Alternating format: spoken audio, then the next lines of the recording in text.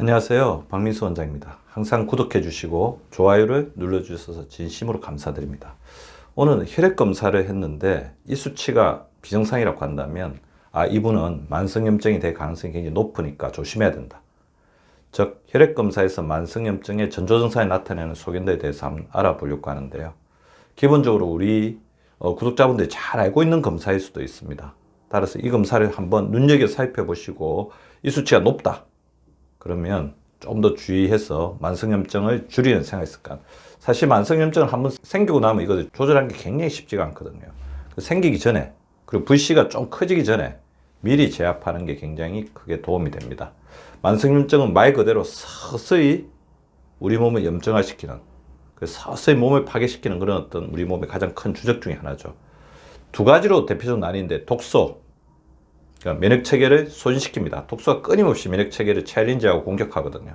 노폐물, 들어와서 호르몬 기능을 교란하기 때문에 우리 몸의 신진대사를 교란시키고 우리 몸이 만성염증으로 인해서 망가진 부분을 복구시키는 것을 잘 못하게 합니다. 독소와 노폐물 자체가 우리 몸의 만성염증으로 작용하고 이것 자체가 우리 몸을 끊임없이 공격하면서 혈관이나 세포들을 변형시키고 있기 때문에 이 부분에 대해서 우리가 관심을 가져야 되는 겁니다. 만성염증의 위험성은 제가 누누이 말씀드렸지만 혈관 쪽에는 뇌관 질환, 심혈관계 질환을 일으키고 세포에는 공격을 하죠. 암을 일으킵니다. 그리고 간의 어떤 세포 기능을 떨어뜨립니다. 콩팥 세포 기능을 떨어뜨려서 노폐물이 배출되는 것을 막아버립니다. 그리고 뇌를 공격해서 치매나 인지 기능의 장애를 만들죠. 그 호르몬을 교란시켜서 아까 당뇨라든지 비만, 노화 같은 질병에 걸리고 면역세포가 끊임없이 이것 때문에 소진되고 힘드니까 면역력이 저하되고 그 다음에 예민해진 어떤 면역세포들이 또 자기 세포를 공격하는 자가면역, 가면역 상태까지도 일으킬 수 있다는 측면에서 만성염증을 잘 제어하고 컨트롤하는 것은 굉장히 중요합니다. 그래서 저희 병원에도 원장님 이거 만성염증이 아닌가요? 이렇게 물어보시면서 오시는 분들이 굉장히 많은데 본인은 이제 만성염증을 생각하는데 사실 이게 의학적인 카테고리가 아니거든요. 질병으로 분류되지 않는. 그래서 이거를 MUS라고 저는 이제 말씀드리기도 하는데 Medically Unexplained Symptom. 의학적으로 설명되지 않는, 규정되지 않는 증상이죠. 그러다 보니까 병원에 다녀도 이상이 크게 없는데 근데 본인은 너무 괴롭거든요. 그래서 진단하기 힘들고 만성염증인 것 같다고 하더라도 해결책을 알기가 힘듭니다. 왜냐하면 여기저기서 다 들어오기 때문에 장에서 들어오고 혈관에서 들어오고 호흡기에서 들어오고 스트레스적으로 일으키고 치료에 또 시간이 오래 걸릴 수 있습니다. 그래서 무엇보다 예방이 중요한 것이 우리 만성염증의 가장 대표적인 원칙이 되어야 됩니다. 그래서 만성염증일 때 보통 혈액 검사를 하죠. 그 두 개를 뽑습니다.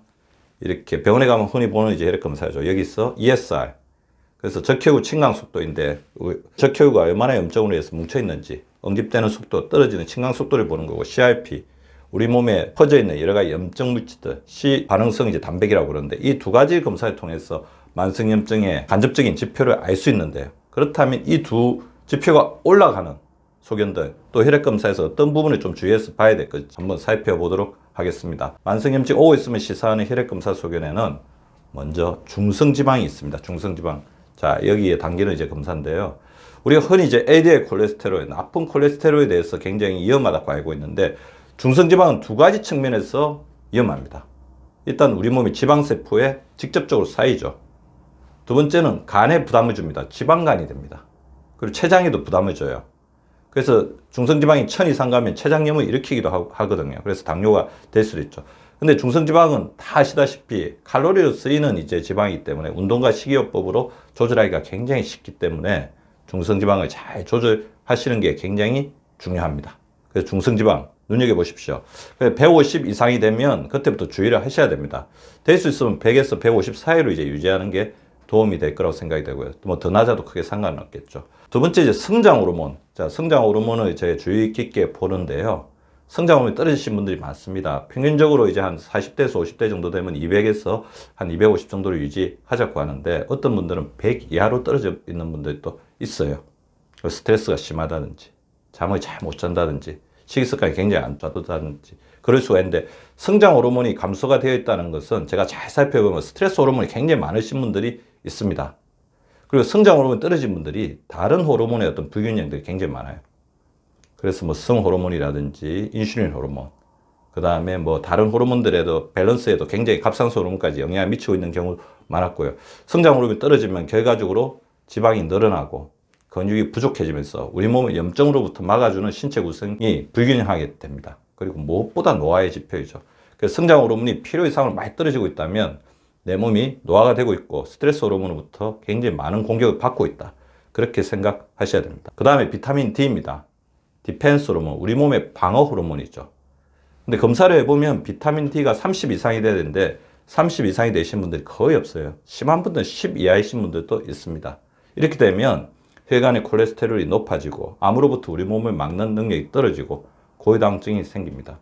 그리고 비타민 D가 부족하신 분들 잘 살펴보면 근육량도 부족한데 이게 고혈당증하고 합쳐지면 관절 쪽에도 굉장히 이렇게 부담을 많이 주죠. 그리고 면역력이 굉장히 이렇게 떨어져 있다는 것을 나타내는 데 있어 비타민 D가 굉장히 중요하다고 보시면 됩니다. 그리고 비타민 D와 짝을 이루는 호르몬이 있죠. 멜라토닌. 비타민 D가 낮의 호르몬이라고 한다면 멜라토닌은 밤의 호르몬인데 사실 멜라토닌도 낮의 호르몬이에요. 낮에 햇빛을 쬐을 때 송가슴에서 만들어졌다가 밤에 빛이 없을 때 분포가 되거든요. 근데 멜라토닌은 뭐라고 제가 말씀드렸죠? 아주 강력한 항산화 호르몬, 아주 강력한 항산화 자연 호르몬입니다. 따라서 멜라토닌 부족하게 되면 그만큼 우리가 활성산소로부터 우리 몸을 지키는 게 취약해질 수 있다는 거죠. 그래서 비타민 D가 부족하신 분들은 햇빛을 쬐는 것, 그리고 비타민 D를 보충하는 것에 대해서 관심을 굉장히 많이 가지시는 게 필요합니다. 그 다음에 이제 약간 특수 검사인데요. 활성산소 검사를 하기도 합니다. 활성산소 검사를 하게 되면 두 가지 항목을 보게 되는데요. 먼저 산화 스트레스. 현재 얼마나 활성산소가 과도하게 많아지면서 우리 세포들에게 산화 스트레스를 주면서 전자를 빼앗아 가려고 하는가. 황산화 능력. 그 산화 스트레스를 계속 받다 보면 우리 황산화 능력이 떨어지거든요. 축적된 산화 스트레스로 인해서 황산화 능력이 얼마나 떨어져 있는지 이런 것을 보는 것이 활성산소 검사의 하나의 역할이라고 볼 수가 있습니다. 그 다음에 제가 요즘에 주의하게 보고 있는 건데요. 이 검사는 굉장히 우리 몸의 염증에 직간접적으로 연관을 많이 맺고 있습니다. 바로 당화 혈색소 검사인데요. 당화 혈색소 검사. 헤모글로빈 A1C라고 그러죠. 자, 우리 몸에 당이 지나치게 많아지게 되면 이 부분 자체가 우리 몸에 당 독소로서 작용합니다. 단백질에 붙고 지방에도 붙고 그러면서 적혈구 자체가 3개월 동안 평균적으로 당화된 그 정도를 보는 거니까 굉장히 안정적인, 우리 공복혈당이 그 전날이나 그 전전날에 식사에 대해서 영향을 많이 받는다고 한다면 당화혈색소는 지속적인 당뇨에 노출되는 정도, 우리 몸에 당이 너무 넘치는 정도를 나타내는 거죠. 그래서 당화혈색소가 6.5 이상이면 당뇨라고 보는 견해들이 요새 많은데 저는 5.7부터 주의하자.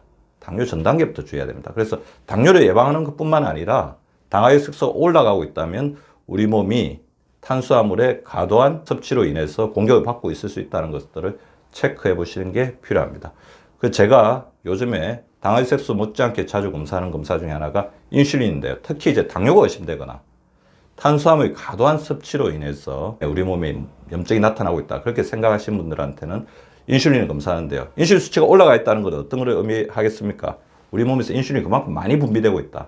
그리고 우리가 인슐린을 혹사시키고 있다는 거죠. 근데 이거는 고탄수화물 시기로 의한 비만으로 갈 가능성을 시사하는 것 동시에 인슐린이 인해서 필요 이상으로 많아지는 고인슐린 혈정은 그 자체가 염증 세포를 만들어냅니다. 우리 몸이 보내는 경고죠. 더 이상 나를 많이 분비되게 하지 마라. 그렇게 되면 내가 저항성이 생길 것이고 나중에 인슐린 결핍으로 해서 당뇨가 올 것이다. 그리고 필요 이상으로 세포 속에 너무 당을 많이 집어넣기 때문에 세포에게도 안 좋은 영향을 미칠 것이다. 그런 것들이 고인슐린 혈증에 우리 만성염증을 시사하는 그런 소견 중에 하나라고 볼 수 있습니다. 그리고 혈액 검사는 아니지만 제가 요즘에 주의 있게 보는 검사 중에 하나는 체성분 분석입니다. 특히 체성 분석에서 뭐를 볼까요? 바로 근육량과 체지방률을 봅니다. 그래서 근육량이 필요 이상으로 떨어져 있다. 그러면 우리 몸이 만성염증으로부터 굉장히 취약해지는 거죠. 체지방률이 올라가고 있다. 그건 역시 내장 비만으로 인한 우리 몸의 만성염증을 나타내고 있는 것입니다. 만성염증, 호미로 가볍게 막을 수 있는 것을 가래로 막는 우를 범하지 않기 위해서는 우리 몸이 만성염증의 위협으로부터 공격당하고 있지 않는지 주의해서 세심하게 살펴보시기 바랍니다. 구독과 좋아요는 박미수 박사 TV를 지속시키는 생명력입니다. 많이 구독해 주시고 좋아요를 눌러 주시기 바랍니다. 항상 감사드립니다.